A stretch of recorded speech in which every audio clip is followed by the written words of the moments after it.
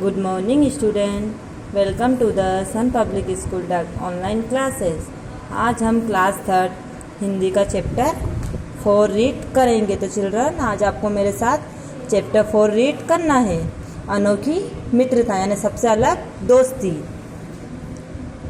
विद्यार्थी यानी छात्र छात्राएं या बालक बालिकाएं। समृद्ध यानी अमीर, निर्धन यानी गरीब, ब्राह्मण यानी जाति है, एक जाति है, इकट्ठा यानी एकत्रित करना, द्वारिका यानी गांव का नाम है ये एक, दान दक्षिणा यानी जरूरतमंद की सहायता करना, दरिद्रता यानी गरीबी, स्वाभिमानी यानी मान सम्मान या इज्जत, दृष्टि यानी नज़र, तृप्ति यानी संतुष्टि, परामर्श यानी सलाह या किसी को सलाह देते ना हम, तो सलाह देना।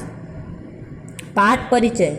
भगवान श्री कृष्ण के जीवन की अनेकों घटनाएं मनुष्य के लिए जीवन की विभिन्न परिस्थितियों में प्रेरणा का स्रोत रही है। यानी इसमें इस पाठ में श्री कृष्ण के बारे में बताया गया है, श्री कृष्ण और सुदामा की मित्रता के बारे में बताया गया है। तो इसमें श्री कृष्ण के जीवन की यानी उनके बारे में अनेक घटनाएं यानी अनेक ऐसी बातें हुई है जो मनुष्य की यानी आदमी के लिए जीवन की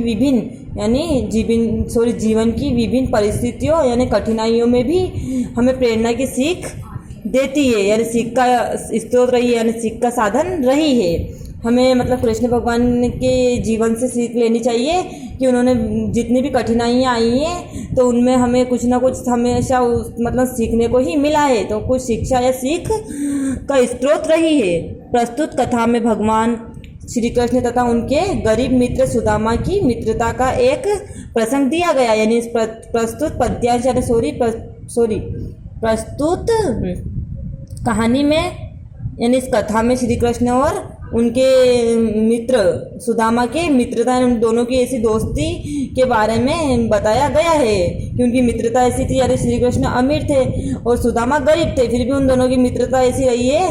तो हम इसमें पढ़ेंगे कि उनकी मित्रता अच्छी रही है और हमेशा उन दोनों मतलब कृष्ण भगवान ने सुदामा के प्रति मतलब कभी भेदभाव नहीं किया है और हमेशा उनकी मित्रता का मान सम्मान किया है। मित्रता अमीरी, गरीबी, जात पात, छोटे बड़े आदि सभी भेदभाव से ऊपर होती है। यानी इसमें बताया गया है कि मित्रता जो दोस्ती होती है वो छोटी बड़ी नहीं होती, नहीं अमीरी गरीब उसमें नहीं, दोस्ती में ना लोग छोटी जात पात देखते हैं या अमीर गरीब देखते हैं, कोई भेदभाव भी नहीं होता है। यही इस कथा का संदेश है। यानी हम दोस्ती करते तो हमें उसमें अमीर गरीब नहीं देखना चाहिए और जात पात यानी जो जातिवाद होते हैं उसमें भी भेदभाव नहीं करना चाहिए। यही इस कहानी का संदेश यानी इसके बारे में बताया गया है। आओ पढ़े। गुरु संदीपन के आश्रम में अनेक विद्यार्थी शिक्षा प्राप्त करते थे। यानी गुरु संदीपन के आश्रम यानी एक गुरु थे जिनका नाम संदीपन थे और उनके आश्रम में अनेक विद्यार्थी यानी उनके आश्रम में अनेक विद्यार्थी यानी छात्र पढ़ते थे और शिक्षा प्राप्त करते थे। उन्हीं में एक श्री कृष्ण भी थे। वहाँ पर है ना बहुत सारे अनेक छात्र यानी अनेक बालक पढ़ते थे और उसमें एक बालक श्री कृष्ण भी थे और दूसरे सुदामा थे। तो उन बालकों में एक श्री कृष्ण और एक सुदामा थे।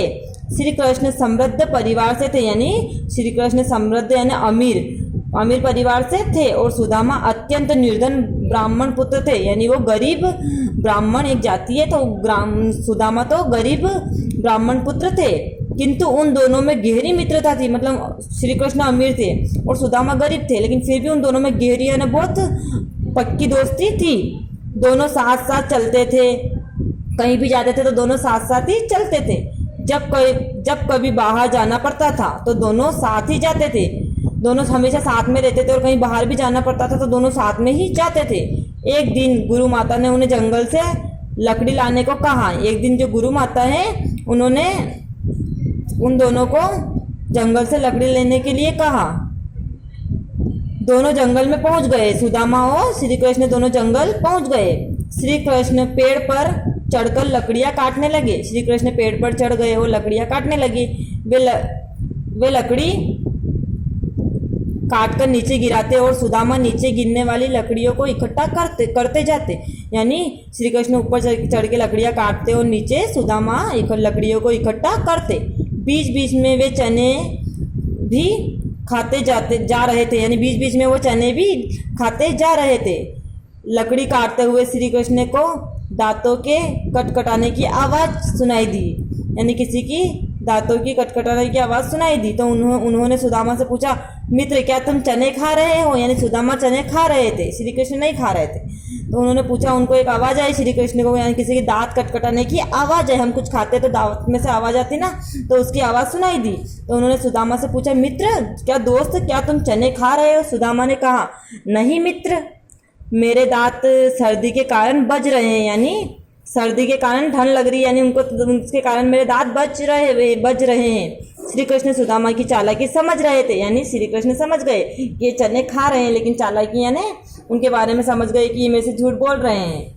उनके मुख पर एक मधुर मुस्कान आ गई। श्री कृष्ण के जो चेहरा रहता है, यानी उनके मुख यानी मुंह पर एक मधुर यानी मीठी मुस्कान आ गई। धीरे धीरे समय बीतता गया। विद्या प्राप्त करने के बाद श्री कृष्ण और सुदामा अपने अपने घरों को लौट गए, यानी धीरे धीरे समय बीतता गया। उन दोनों की दोस्ती भी पक्की हो गई, दोनों साथ में रहते थे, लेकिन अब समय बीत गया, उन दोनों की शिक्षा यानी उनकी पढ़ाई पूरी हो गई। अब दोनों अपने अपने घर चले गए, दोनों अपने अपने घर लौट गए। थोड़े दिनों बाद श्री कृष्ण राजा हो गए। अब वो शिक्षा प्राप्त करके श्री कृष्ण तो राजा बन गए। उन्होंने द्वारिका नामक नगरी बसाई, यानी द्वारिका एक गांव का नाम है। उन्होंने द्वारिका नामक एक नगरी बसाई जो बहुत सुंदर और वैभवपूर्ण थी, यानी बहुत अच्छी थी, दिखने में बहुत सुंदर और वैभवपूर्ण थी। दूसरी और सुदामा का समय निधनता और कष्टों में ही बीत रहा था। यानी दूसरा श्री कृष्ण तो अच्छी मतलब राजा बन गए, और सुदामा जो गरीब इंसान था वो तो मतलब गरीब ब्राह्मण था, तो उनका तो जीवन निर्धनता यानी गरीबी में बीत रहा था, और बहुत कष्ट यानी उनको बहुत कष्ट सहने पड़े। तो सबको बहुत निर्धनता गरीबी और कष्ट में बीत रहा था। जो दान दक्षिणा मिल जाती थी उसी से उनके परिवार का गुजारा होता था। यानी उन मतलब सुदामा जी को जो दान दक्षिणा जो भी कुछ सहायता जरूरतमंद की सहायता करते थे, तो जो भी कुछ देता था दक्षिणा में, तो उसी से वो अपने परिवार या उनका गुजारा करते थे।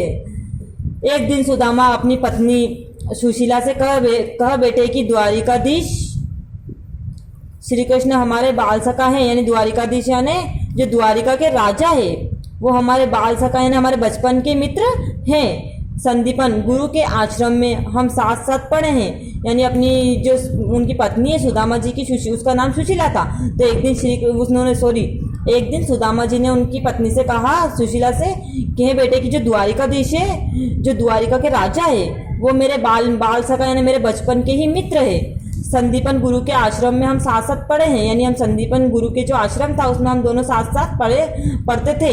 यह सुनकर उनकी पत्नी को बहुत आश्चर्य हुआ, यानी वो चौंक गई, परंतु वह जानती थी कि सुदामा कभी झूठ नहीं बोलते। वो चौंक गई कि इतना मतलब अमीर व्यक्ति यानी जो श्री कृष्ण है वो मतलब सुदामा के मित्र हो सकते, लेकिन वो सुदामा जी कभी झूठ नहीं बोलते। वो चौंक गए, लेकिन उसने उनकी बात पर विश्वास किया कि सुदामा जी कभी झूठ नहीं बोलते थे। उसने सुदामा से कहा, आप द्वारिका चले जाइए। उसकी पत्नी ने कहा कि आप द्वारिका चले जाइए, द्वारिकाधीश श्री कृष्ण आपके लिए और गुरु भाई है, यानी आपके लिए गुरु और भाई के समान है। वे हमारी दरिद्रता यानी हमारी गरीबी अवश्य दूर कर देंगे, यानी हमारी जो गरीबी है वो दरिद्रता यानी हमारी जो गरीबी है अवश्य यानी दूर कर देंगे। तो हम यहाँ से आज के लिए हम इतना ही पढ़ेंगे।